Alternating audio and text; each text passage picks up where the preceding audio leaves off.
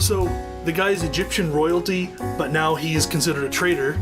He's biologically Israelite, but he's a murderer, and they think he's just a wannabe. And the Midianites will accept him, but he's just a lowly shepherd. So this guy doesn't know who the crap he is.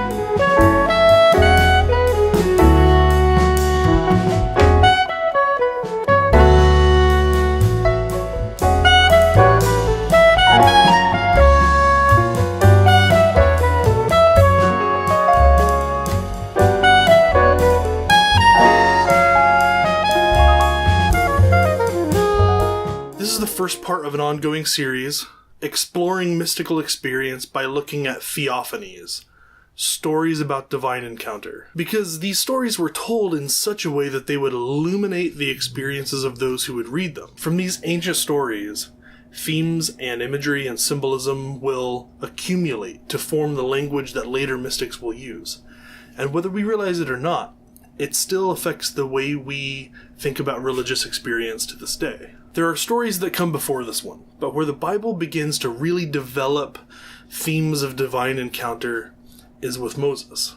So it's the first part of his story that I want to tell today. As the story goes, Moses was an Israelite, part of the slave population, but he was raised as Egyptian royalty. He learns that he's related to the slaves, and then one day he sees an Egyptian beating an Israelite. So Moses tries to be a hero and he kills the Egyptian. Then he sees two Israelites fighting, and he tries to be the hero again, steps in between them and tries to create peace. But they don't want anything to do with him, and they call him out for being a murderer. So Moses flees Egypt and goes to Midian, and he ends up working as a shepherd there for 40 years, and he marries a Midianite woman. Now, it's while Moses is tending sheep in Midian that he ends up on Mount Horeb. When we're talking about the symbolism of mystical experience, mountains are a big deal. They're the place of divine encounter.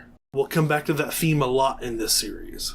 So Moses is on the mountain, and he sees a bush that's on fire, but it's not being consumed by the fire. This moment captures two traditional images for the divine.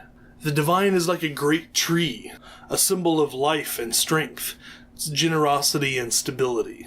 And the divine is like a fire, dangerous, both nurturing and destroying. Encountering the divine is like finding the fountain of life, and it's like passing through a purifying flame. It's ecstatic, and it's terrifying. And so these traditional images are being layered on top of each other here. Two very different images of the divine, and they're both being revealed as true.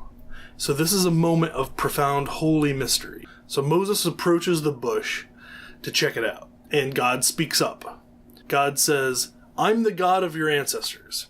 None of y'all probably remember me after all this time in Egypt, but I remember you, and I hear your suffering. So I want to liberate you and give you a home." All well and good. But then God says, "Moses, I want you to go and do this for me." And Moses says, "Who am I to go do that?" Now, a lot of people want to read all of the biblical characters as perfect and noble and pious as possible. So oftentimes, this question is read as a moment of humility. Oh, who am I?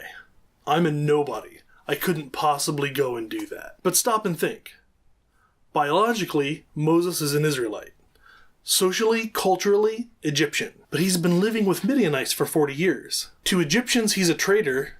To Israelites, he's a murderer and a wannabe. And to the Midianites, he's just a shepherd. He may have heard stories about the old God of Israel, but he grew up worshiping the gods of Egypt. And now he's married into a family with different beliefs entirely.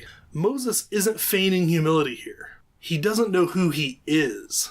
God shows up with a plan. But Moses says, "Hold up. I don't even know who I am." And how does God respond?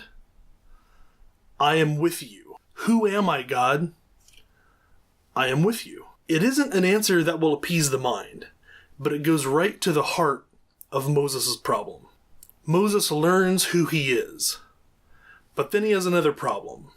Okay, then who are you? If I am, you are with me, then who are you? I am who I am. It's an answer, but it's a non-answer. God's very name means you don't get to pretend to know me. Then God says, now that that's all settled, you know who you are and you know who I am. Now, I want you to go to the people, remind them who they are, and set them free. So here's how the intricate threads of meaning come together. Who are you, Moses? I am with you. And who am I? You don't get to know. So Moses' identity is the one in the presence of the God who is unknowable. And that will frustrate the mind, but it will quiet the heart. And from that place, Moses can enter back into the arena, remind the people who they are in God, and liberate them. So what are the elements of divine encounter that emerge from this story? The mountain is the place of divine encounter, the place of mystery. The unknowable God is the source of all life, and is also dangerous, but not in a way that consumes life. And divine encounter has as its central focus the issue of identity. The two central questions of the spiritual life are, who am I, God? And who are you? It's precisely what becomes the cornerstone of St. Francis's prayer life. His fellow friars would remark about just how much time Francis spent repeating these same two questions. Who am I, Lord? And who are you? And who am I? And who are you?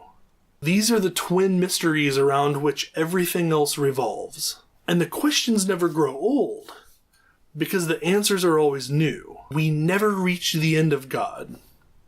And because of that, we never reach the end of ourselves. So who is God? And who are you? Who do you feel like you're supposed to be?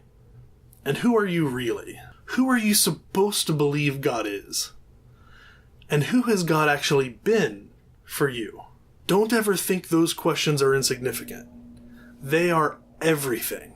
I welcome your thoughts and questions and responses. Leave them in the comment section below. And if you want to learn more about the mystical tradition and the pursuit of God, the best way to stay connected is to subscribe. I really do hope that we can have a different kind of religious conversation here. Thanks for watching.